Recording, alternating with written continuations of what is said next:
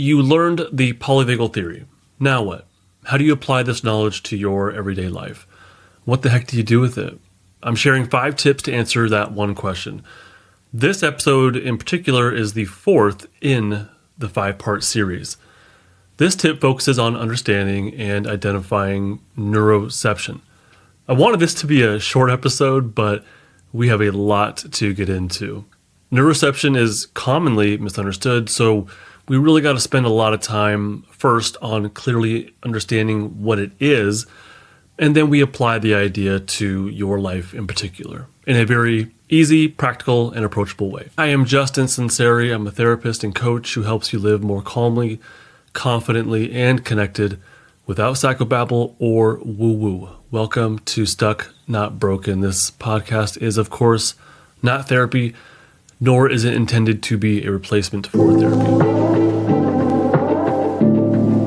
The first thing to get into is what neuroception is. We need to understand it top down to then recognize it bottom up. In the simplest but most accurate possible terms I could muster, neuroception is your body's way of detecting safety or danger. Super simple definition, but it's of course more complex. So we'll add to the super simple version with this. Neuroception is your body's way of detecting safety or danger or life threat. It does get more complex, but let's spend a little bit of time here. When you neurocept safety, your body accesses its ventral vagal safety state. When you neurocept danger, your body turns off the safety activation, resulting in increased sympathetic flight-fight activation. And if it detects a life threat, then the dorsal vagal shutdown system kicks in. That is a very one-dimensional, cartoony, simple way of putting things, but we're starting off simple. Now let's make it a bit more complex by extending our definition of neuroception a bit more.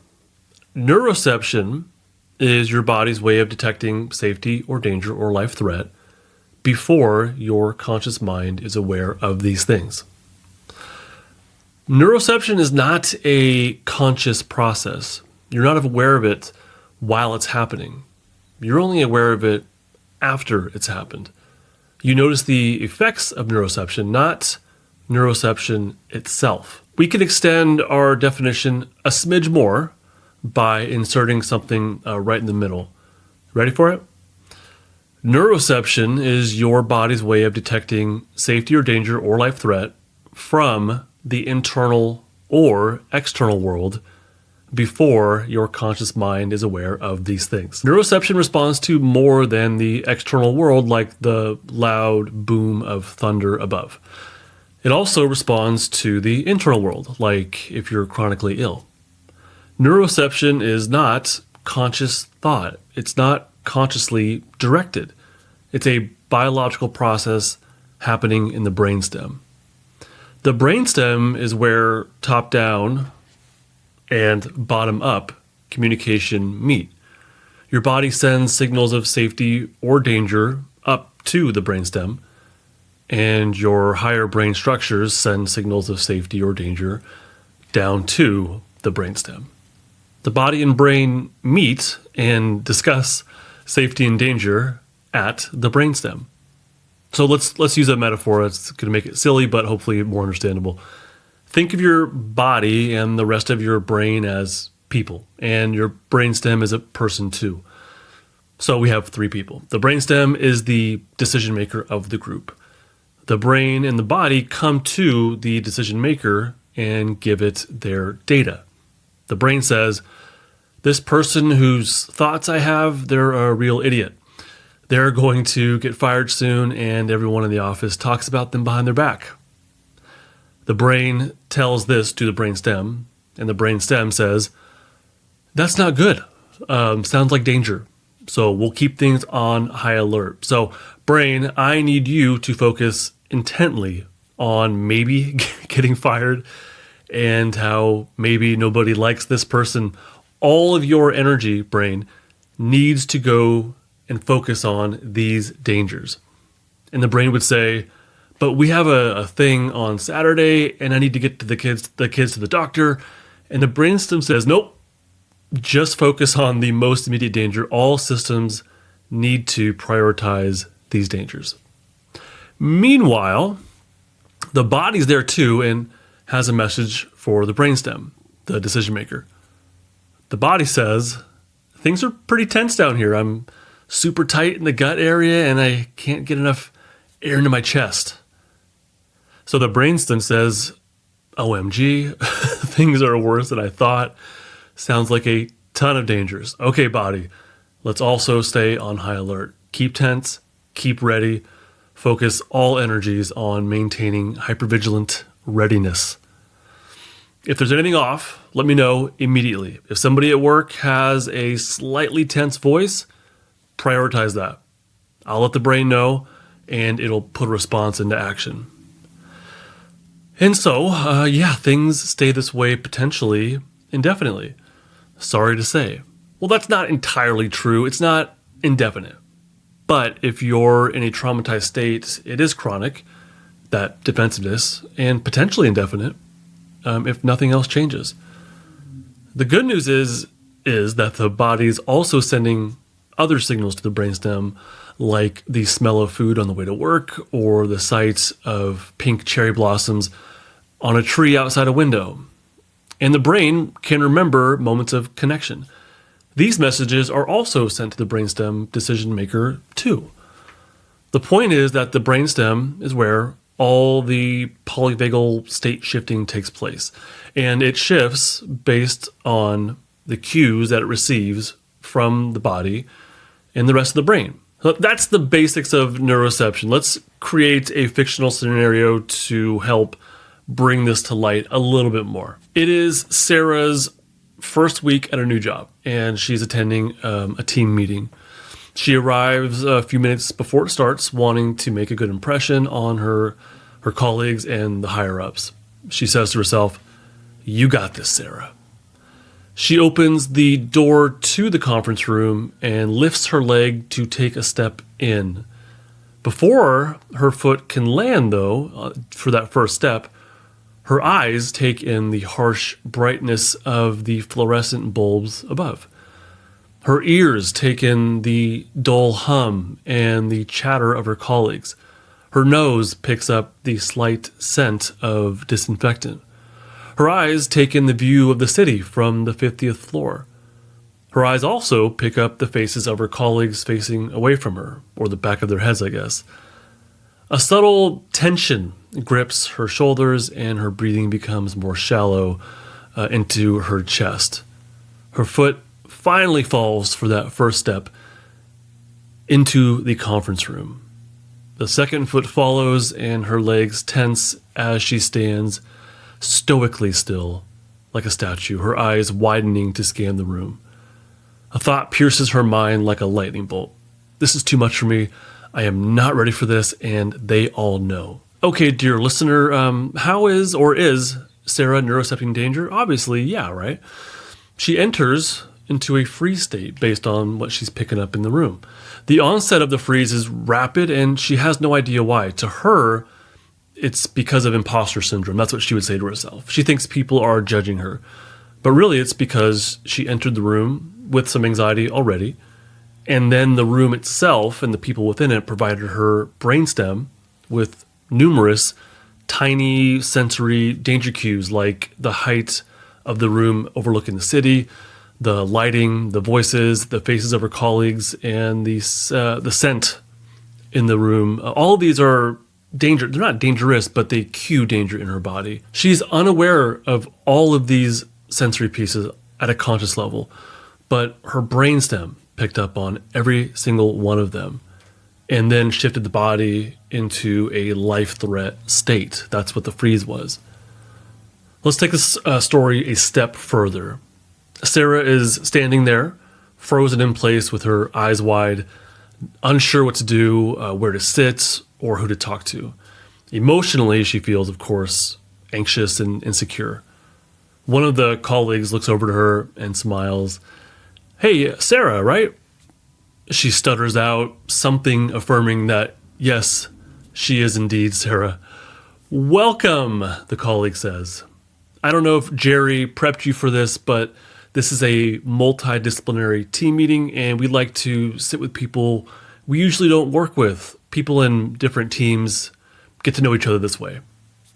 Sarah feels a warmth spread all over her. She takes a breath in, smiles at her colleague and says, "Okay, great," and gets cut off.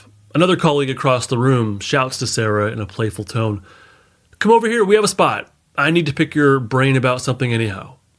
Sarah smiles a bigger smile and confidently walks over to sit. All right, so now what happened? She neurocepted safety this time, right? The smile from her coworker, gaining clarity on the group norms, that's a top down, and the invitation from her other coworker, along with the other coworkers, welcoming and excited vocal tone. She accurately neurocepts safety and shifts state out of freeze or out of immobility and into a mobilized safety state. So now you understand neuroception accurately. Let's now take the next step and learn how to identify it. You can probably see that neuroception is not something we directly experience. I mean, the moment of neuroception, the biological communication from brainstem to brain and body. Instead, we can directly experience the effects of neuroception. This is a subtle but important difference. Sarah didn't notice the neuroceptions of danger before her first step landed in the conference room. She didn't even notice the effects like shallow breathing and the tense shoulders. She was too far in defensive activation. But if she had enough safety in her system and if she was mindful enough, she would have noticed the breath and the tension. The breath and tension are the effects of neuroception, the outcome of neuroception. These are the potentially conscious results of neuroception. We identify neuroception through its effects, through its outcomes. One problem with this is that neuroception affects so many different variables of you. When you shift into defense, it affects your thoughts, your emotions, your sensations, your impulses, and your behaviors as well. Another problem is that you may have little to no connection with yourself. Everything from the neck down might be a stranger to you. So we need to start much smaller. We don't have to notice everything. We get really notice things on a smaller level.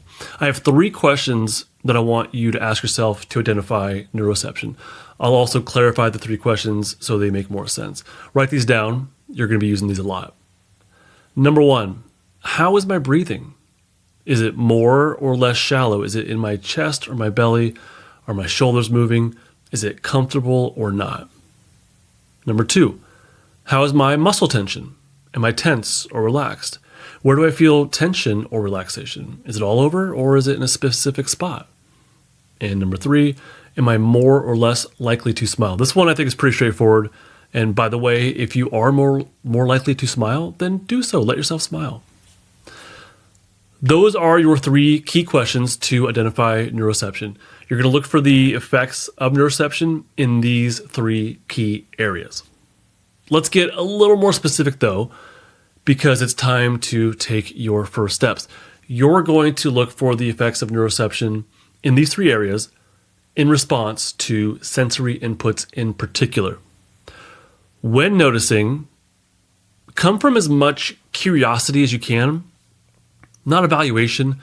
This isn't about good or bad, right or wrong. It's just noticing what is truthful about our experiences. You're going to use your senses to notice neuroception, and you're going to do so proactively. For now, don't wait for your senses to pick something up and for your body to shift and then notice it. That's reactive. I want you to be proactive. I invite you to choose an experience today that engages just one of your senses, not all of them, just one. I want you to mindfully experience the taste, sight, feel, smell, or the sound of something, and then notice how that impacts your body. Take in the sensory input and then ask yourself those 3 questions. So how do you do this? I bet you have a candle in your home.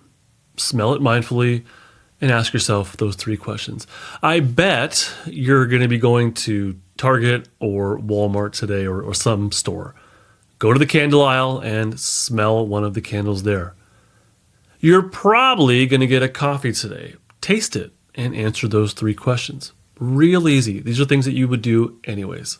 Focus though on proactively experiencing the effects of neuroception. As this becomes easier, then notice how your body reacts to sensory inputs that you don't expect. If you can't catch it in the moment, like Sarah did not catch it in the story, then reflect back on those moments at the end of the day. You are wondering why this is important and how it helps, especially because you want to get unstuck. Noticing the effects of neuroception helps build self-awareness without judgment. That's huge. If you're going to continue down the unstucking path, seriously, this is a huge component of it. Further down the unstucking road, you'll need to build your ability to notice how your body is, what it wants, and how it reacts. This self-awareness you build now tells you what cues safety and what cues defense. In the Unstucking Academy, you will learn what cues safety in your body, but you need to feel it. You'll also learn how to access and feel mindfully defensive activation. And again, this requires a lot of non-judgmental connection with yourself. But you're not there yet. That is further down the road. You've just learned the Polyvagal Theory and you're trying to put things into place. But as you progress down the unstucking road, those other pieces will become way more important. Over time, as you become more comfortable with noticing how your body responds, you'll begin to understand what it wants. Our bodies are compelled to self-regulate, to get unstuck from defense and access more safety. But to get there, we need to listen to what it needs. We need to consciously listen to what our body needs. When it needs to squeeze to release stuck fight activation, we need to listen and act on it. When it needs to hug another and receive warmth and comfort, we need to listen to it. When it needs to collapse face first on the bed and breathe in silence, recovering from the day, we need to listen to it. This simple, proactive sensory neuroception tip that I gave you with the 3 questions is a small step in that direction. Small but sustainable, and small but significant, especially if you're just starting. Using this simple, proactive sensory neuroception tip is also useful because it puts you in the driver's seat. It puts you in control. You decide what sensory input you use and when. And you decide to look inward and notice your body's reaction. I will bet you are typically reactive. You live reactively. You react to things. You react to the state of your body. You try to numb what it's going through or distract yourself. What I'm suggesting is the opposite. It is proactive and helps you connect, not numb or distract, but directly connect with your body in the present moment. Thanks so much for joining me on Stuck Not Broken. I hope this episode has helped you understand neuroception deeper and more accurately. And I hope you have your next step. Proactively connect with your senses, or one sense, and notice how your body responds to what it neurocepts. You got this. Bye.